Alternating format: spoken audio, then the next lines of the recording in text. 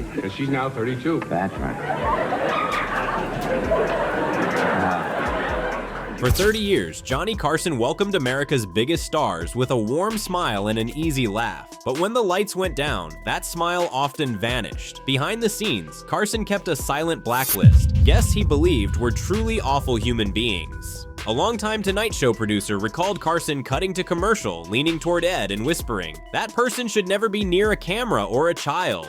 In his later years, Carson finally spoke openly about the icons he secretly despised, stars who hid predatory, abusive, and disturbing behavior behind charming interviews and flawless public images. But before we begin, we need to understand why the first name on Carson's list earned his deepest hatred, and the hidden backstage clash he never revealed publicly. Joan Crawford. Joan Crawford, Hollywood's queen with ice in her veins. When she stepped onto the Tonight Show stage in 1970, viewers saw the poised, glamorous legend they'd adored for decades. Perfect posture, flawless makeup, every word measured. Old Hollywood itself seemed to have walked in. But behind the scenes, Crawford was a very different story. She was one of the coldest people I've ever interviewed, Johnny Carson later admitted to his biographer, like talking to a beautiful statue with nothing inside. Her demands started before she even arrived. A 4-page memo detailed the precise lighting, chair angles, Johnny's desk height, and studio temperature. Exactly 67 degrees, no more, no less. When she arrived 3 hours early, she brought her own makeup team, ignoring the show's award-winning artists. The real glimpse into Crawford's nature came in her treatment of staff. To Carson, she curtsied and charmed effortlessly, but a young production assistant who accidentally brought water the wrong way faced a terrifying wrath. Crawford reportedly unleashed a furious tirade, calling the 20-year-old brainless and suggesting she work at a brothel. The assistant fled in tears. She even demanded the girl be fired, something the producer refused, setting a tense tone for the entire taping. Off camera, Crawford was stone-faced and silent, shedding the charm the instant the cameras were off. On camera, every laugh, answer, and gesture was rehearsed, mechanical, rehearsed perfection. One producer recalled, "She was like a machine pretending to be a woman." Carson, famed for drawing out genuine reactions, found none. Afterward, he told Ed McMahon, "I've interviewed corpses with more personality."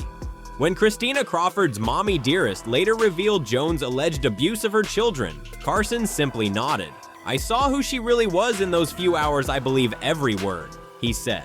If Crawford unnerved Carson with icy calculation, his next encounter would reveal something far more chilling, raw power wielded to intimidate and control. Frank Sinatra. Frank Sinatra, the charming bully Carson couldn't stand. On screen, Sinatra and Johnny Carson seemed friendly, joking, storytelling, occasionally performing, while Carson played the respectful host behind the scenes. However, Carson reportedly harbored a deep dislike, not for Sinatra's talent, which he respected, but for how Old Blue Eyes treated people he considered beneath him. If he didn't sing, he'd be a mob enforcer. Carson once told a friend, "Sometimes I think he was both." Sinatra's Tonight Show visits were notorious for the tension they created. He often arrived with an entourage of up to 8 men, described as not show business types, guys you wouldn't want to meet in an alley. They patrolled the studio, making staff feel watched, one cameraman recalling it was like being under surveillance. What truly unsettled Carson was how Sinatra treated people he deemed inferior. During an early 1970s appearance, a floor manager gave the standard 3-minute warning. Witnesses say Sinatra grabbed the man by his tie and growled, "Nobody tells me when I've got 3 minutes. I'll go on when I'm ready." The veteran manager was visibly shaken. Watching from his monitor, Carson nearly canceled the segment, continuing only after producers reminded him of Sinatra's ratings pull. Sinatra's unreliability added tension. He often canceled appearances last minute, including once just 2 hours before taping while already in the building. During a commercial break, he made a disparaging comment about a female staff member, loud enough for nearby crew to hear. Carson, breaking his usual composure, snapped, "We don't talk about my staff that way here." Sinatra appeared stunned that anyone, even Johnny, would challenge him. When cameras returned, both men remained professional, but Carson's questions grew shorter and colder. Afterward, he told his producer, "I don't care about his ratings. Limit him to once a year." A rare move for Carson, revealing the depth of his distaste. If Sinatra embodied the dark side of celebrity, the bully, Carson's next guest revealed a different challenge, an ego so enormous it ignored every rule of the show. Orson Welles.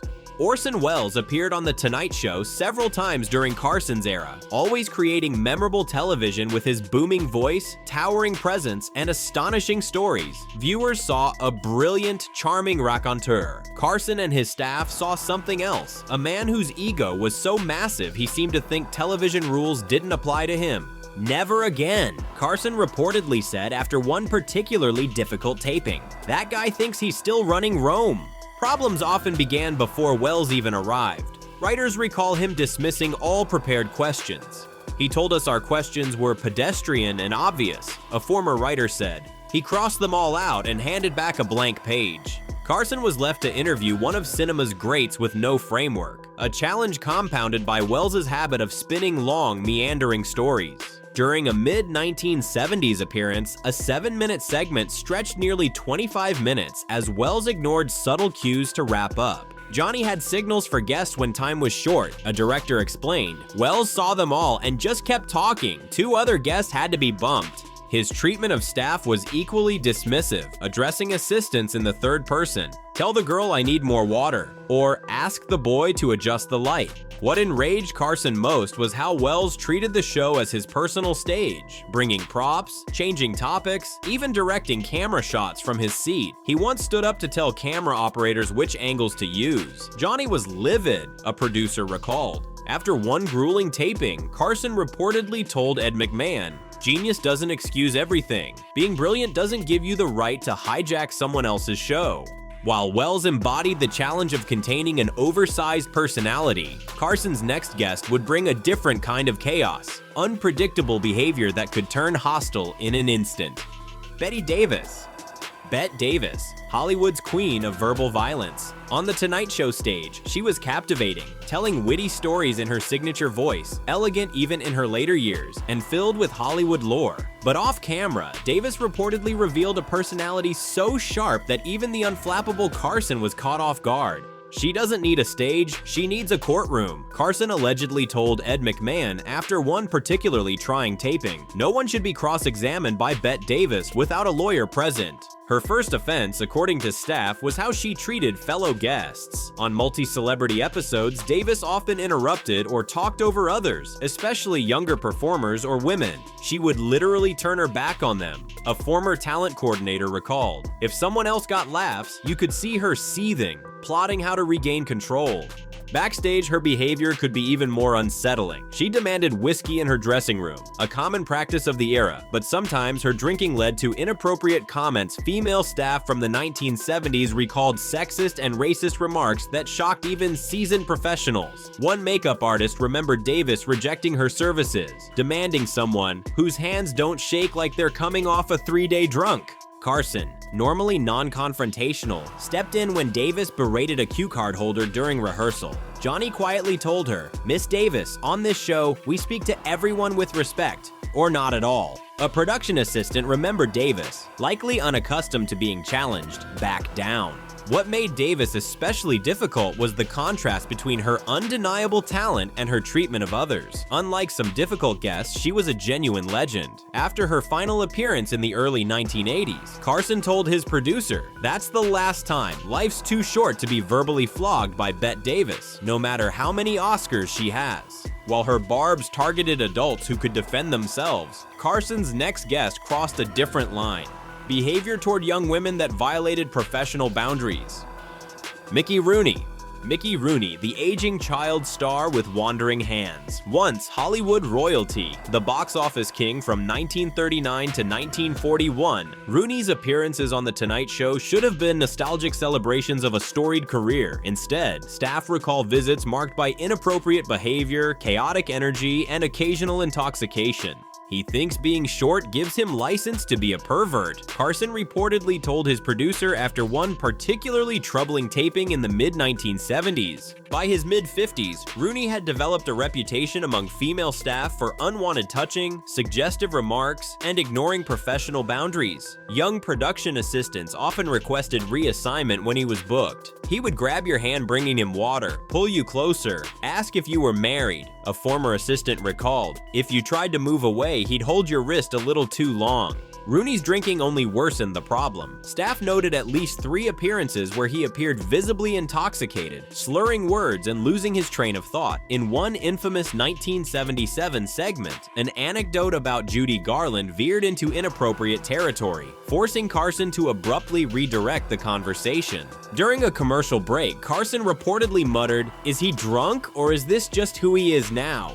What made Rooney especially difficult was the generational gap. Born in 1920, he came from an era where certain behavior toward women was commonplace. Johnny wasn't a prude, but he had clear lines, said a longtime director. Rooney seemed genuinely confused when called out. After one appearance where Rooney repeatedly harassed a young actress, Carson personally apologized to her. "I've never seen Johnny so embarrassed," the director recalled. He told her, "That's not how professionals act on my show, and it won't happen again." Afterward, Rooney's visits became less frequent, with Carson insisting on daytime pre-tapings rather than live broadcasts. If Rooney created uncomfortable personal tension, Carson's next challenging guest would test the staff in a completely different way. Impossible, legendary demands that defied reason. Zsa Zsa Gabor. Zsa Zsa Gabor, the diva who drove Carson to despair.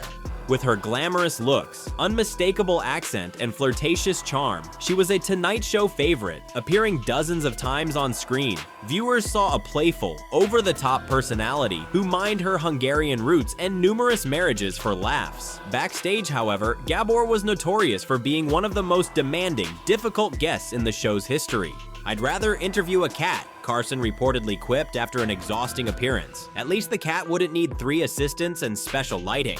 Her demands began long before she arrived. Staff recalled her standard requirements: dressing room at exactly 74 degrees, fresh orchids only, Perrier with precisely 3 ice cubes, her personal lighting technician flown in at the show's expense, and no female guests under 40 on the same episode. Her rider read like a parody, a talent coordinator said.